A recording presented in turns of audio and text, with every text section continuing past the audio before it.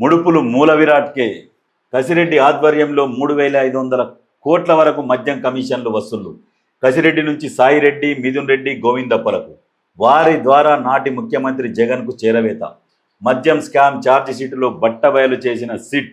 డిస్టిలరీల నుంచి తొలుత 12% కమిషన్కు ఒప్పందం, తర్వాత 20కి పెంపు. మాట వినకపోతే బెదిరింపులు. ముడుపుల మళ్లింపునకు రకరకాల పద్ధతులు. డిస్టిలరీల ఖాతాల నుంచి బంగారం వ్యాపారులకు బదిలీ, తర్వాత బంగారం కొన్నట్లుగా జీఎస్టీ ఇన్వాయిస్లు. నిందితులకు బంగారం రూపంలో కమిషన్లు. రూపాయలు 100 నుంచి 120 కోట్ల అనుమానాస్పద లావాదేవీలు.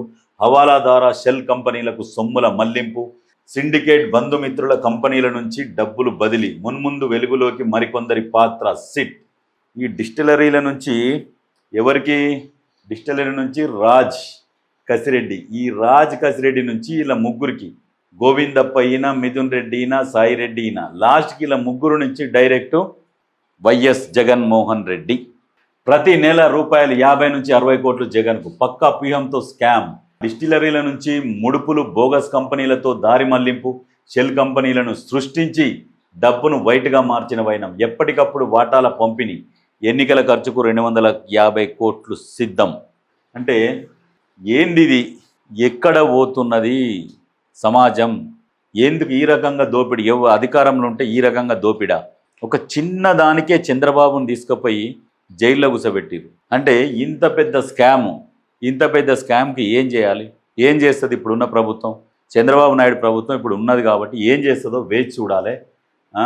జగన్ ప్రభుత్వ హయాంలో జరిగిన మద్యం స్కామ్ ముడుపుల్లో సింహభాగం మూల విరాట్కే చేరినట్లు బట్టబయలైంది. ప్రతి నెల 50 నుంచి 60 కోట్ల దాకా డిస్టిలరీల నుంచి వసూలు చేసిన సొమ్మును నిందితులు అప్పటి సీఎం వైఎస్ జగన్కు చేర్చారని ప్రత్యేక దర్యాప్తు బృందం సిట్ తేల్చింది.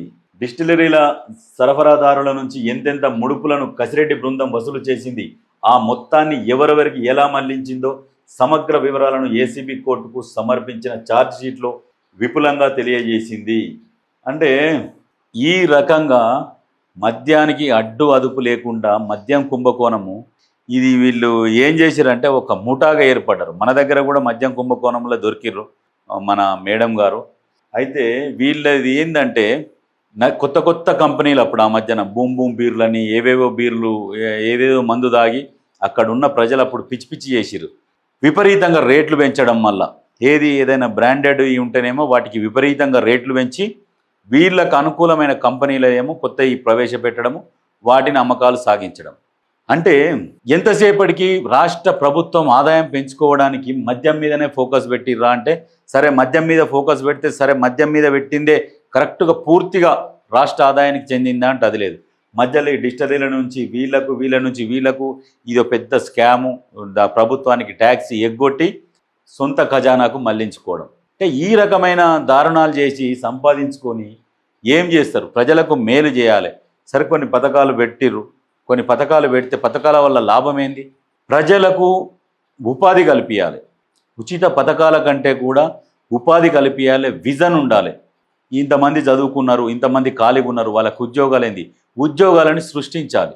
దానికోసం ఇండస్ట్రియల్ ఇన్ఫ్రాస్ట్రక్చర్, కొత్త కంపెనీలని విదేశాల నుంచి తీసుకురావాలి, పెట్టుబడులు పెట్టియాలి, అక్కడ ఉద్యోగ అవకాశాలు కల్పించి ఆ కంపెనీ ద్వారా ఏవైతే ఉత్పత్తులు ఉంటాయో అవి విదేశాలకు ఎగుమతి చేసి ఆ రకమైన సంపద సృష్టించుకోవాలి. రాష్ట్రానికి ఉన్న వాటి మీద సంపద ట్యాక్స్ వేసి సంపద కొల్లగొడదాము, మనం దోసుకొని మూటలు కట్టుకుందాము. ఎందుకు? ఆల్రెడీ నీకు లక్ష కోట్ల పైన ఉన్నాయని సమాచారం. ఇంకా ఉన్నాక మళ్ళా ఇంకా ఇట్లాంటివి ఎందుకు? ఆ పైసలు ఖర్చు పెట్టినా జీవితాంతం వెలుగుతావు కదా. ఇటువంటి పనులు చేయడం ఎక్కడైనా సంపాదించుకున్నారు చాలు, ఇంకా ఎందుకు నెత్తిల కొట్టుకుంటారా? పోతప్పుడు తీసుకుపోతారా? అయితే సంపదన అనేది అట్లా సృష్టించుకోవాలి. కానీ మీకు నచ్చినట్టుగా ట్యాక్సులు పెంచుతాము, ఈ రకంగా పెంచుతామంటే అది ఎవడైనా పరిపాలిస్తాడు. చదువు రాని మొద్దు ఏలు ముద్ర ఏది రానోడు కూడా వచ్చి అది సీట్లో కూర్చోబెడితే కూర్చొని పరిపాలిస్తాడు. ఏం ట్యాక్సీలు పెంచుకుంటూ పరిపాలించమంటే ఎవడైనా పరిపాలిస్తాడు. అనుభవం లేనోడు ఎవడైనా పరిపాలిస్తాడు పెంచుకుంటూ పోవని. అది కాదు, పరిపాలన మీద అవగాహన, ఒక లక్ష్యము, ఒక విజన్ ఉండాలి. ఎట్లయితే రాష్ట్రం బాగుపడుతుంది, ఏ రకంగా యువతకు ఉపాధి కలుగుతుంది అనేది చూడాలి. ఎంతసేపటికి కొట్లాటలకు తెరలేపడము, ఫ్యాక్షన్ రాజకీయాలకు తెరలేపడము ఇవి కాదు రాజకీయాలు. చేస్తే రాష్ట్రం ఎంత ఫైట్ చేసినా రాష్ట్రం ఆదాయం పెంచడం కోసం ఫైట్ చేయాలి. ఏ ప్రభుత్వమైనా ప్రభుత్వ ఆదాయం పెరగడం కోసం ఎట్లా అని ట్యాక్సులు పెంచడం కాదు, కొత్తగా సంపద సృష్టించాలి.